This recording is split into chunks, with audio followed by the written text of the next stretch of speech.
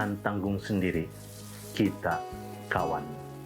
Selamat datang ke teman berduka, dan semoga kita semua diberkati dengan kesehatan yang baik dan damai sejahtera pada hari ini. Pada kali ini kita akan berbicara tentang rasa bersalah. Bagaimana rasa bersalah ini boleh mempengaruhi hidup kita, dan bagaimana kita boleh menangani perasaan bersalah karena sesuatu yang hilang dari hidup kita atau karena seseorang yang telah pergi dalam hidup kita. Sahabat-sahabat yang dikasihi, penyesalan dan juga rasa bersalah adalah kawan baik yang tidak baik kepada diri kita.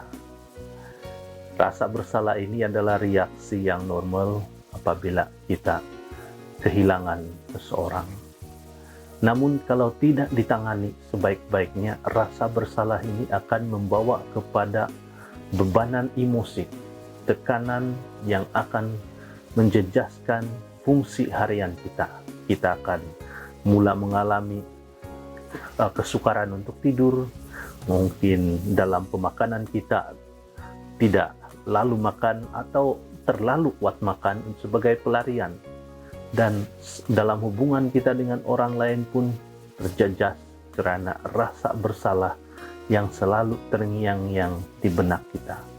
Nah, pada kali ini kita akan melihat kepada bagaimana kita boleh mengatasi atau menangani rasa bersalah ini sehingga ia tidak akan menjejaskan fungsi mental, juga physical dan spiritual kita, termasuk juga rasa bersalah itu umpama jerat. Jerat yang mungkin bermula dengan rasa tanggung jawab. Tetapi oleh karena rasa tanggung jawab itu tidak tertunai, kita merasa gagal dan kita merasa penyesalan yang melampau. Dan itu akan mengganggu pemikiran kita.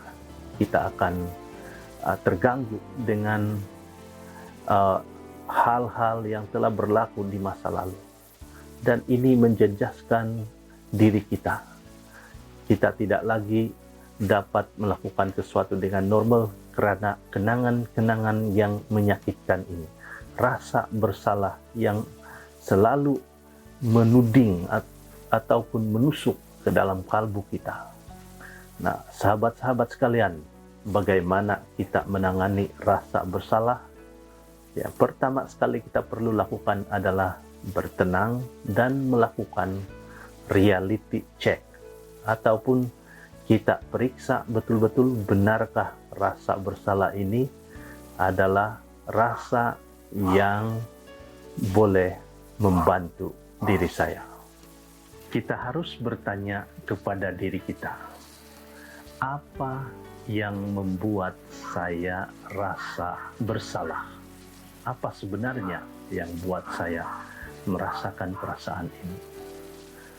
Dan kita boleh trace back atau kita boleh mencari puncanya, dan kita juga boleh bertanya kepada diri kita, apa sebenarnya yang terjadi waktu itu? Bagaimana situasinya? Betulkah saya bersalah dalam hal itu? Dan apabila kita melakukan reality check ini dengan jujur, selalunya kita akan melihat bahwa kita mungkin tidak ada kaitan atau tidak ada salah dalam hal itu. Ataupun kalau ada pun mungkin sedikit. Tetapi itu karena kita tidak mengetahui apa yang akan terjadi. Nah, bagaimana kalau kita betul-betul bersalah?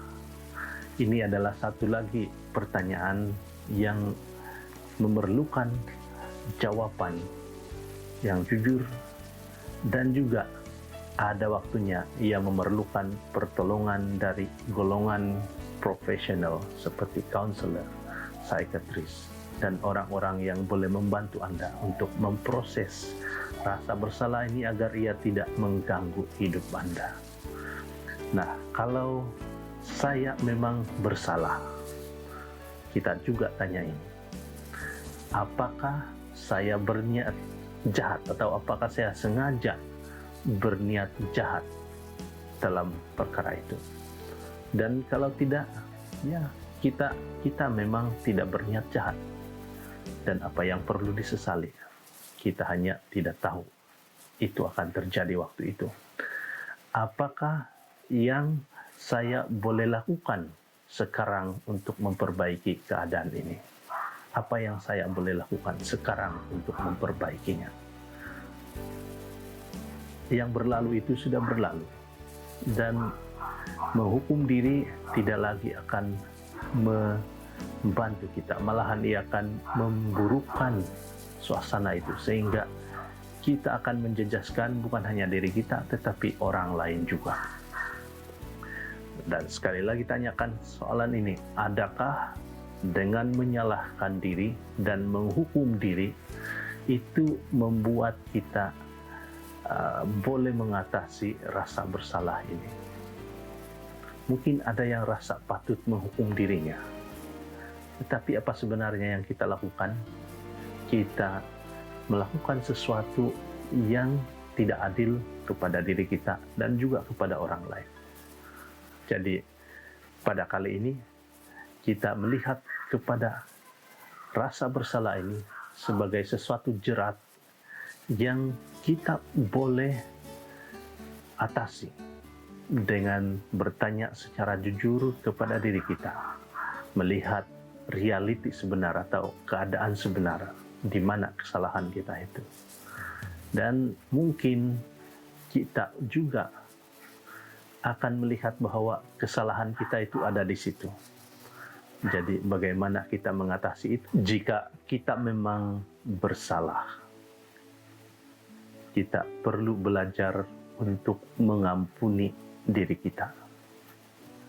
Karena hanya dengan mengampuni, memaafkan diri kita, kita boleh move on dan melakukan hal-hal yang baik, tidak lagi mengulangi kesalahan yang lalu. Mengampuni diri sendiri bukan bermaksud membenarkan perbuatan yang bersalah itu. Tidak bermaksud kita terima itu sebagai suatu yang benar. Sebaliknya, mengampuni bermaksud kita tidak mahu kesalahan lama terus berkuasa ke atas diri kita. Dan melalui pengampunan, kita membebaskan diri kita supaya kita boleh bangkit dan memulakan hidup baru dengan bersemangat. Jadi, sahabat-sahabat sekalian, memang mungkin kita telah melakukan sesuatu kesalahan. Tetapi sekarang ini kesalahan apapun yang kita lakukan, ia tidak akan memperbaiki. Kita tidak dapat kembali ke masa lalu dan mengubah apa yang telah kita lakukan di masa lalu. Dan apabila kita hanya memikirkan penyesalan dan rasa bersalah itu, kita akan terperangkap dalam jerat yang boleh menyebabkan kehidupan kita ini menjadi hidup yang dipenuhi dengan tekanan dan stres yang sebenarnya kita tidak boleh lakukan apa-apa. Jadi bagaimana kita melepaskan semua itu? Ampunilah dirimu. Tuhan adalah Tuhan yang Maha Pengampun, dan Dia memahami. Datanglah kepada Tuhan dan berbicaralah kepadanya. Minta, akuilah segala perbuatan yang kita sesali, kesalahan-kesalahan kita di masa lalu itu. Dan rasakanlah pengampunan dari Tuhan yang memberi damai, memberi kekuatan dalam hati kita.